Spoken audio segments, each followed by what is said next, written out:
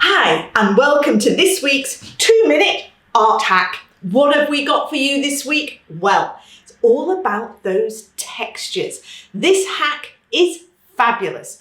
So if you're working in oil or acrylic or actually even other painted mediums, never throw away all your old brushes. So these brushes are quite old. They're all coming apart. You can't get this was originally a flat brush. It's certainly not flat anymore. But don't throw these brushes away, because what these brushes create is texture.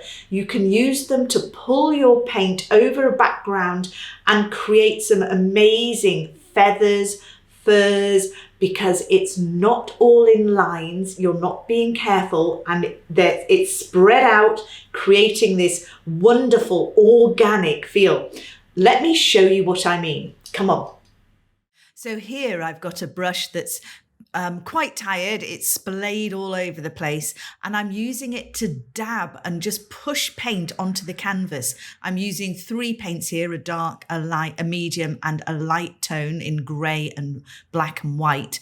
And what's great about the scrumbling effect is it's kind of going all over the place. But because you can plan it, you can get this wonderful 3D effect, which is fabulous for trees and skies, something we look at quite a lot on mark making within the Smart Art Academy.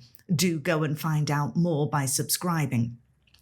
This is another brush, well actually there's several in this video, where we're looking at, these are all old brushes. So I painted this with old brushes so that I could drag paint over the background and create some lovely textured feel, because when you've not got a individual brush, you end up getting this lovely 3-dimensional effect, which is fabulous for feathers and fur. Again, subscribe and come and find out more at the Academy.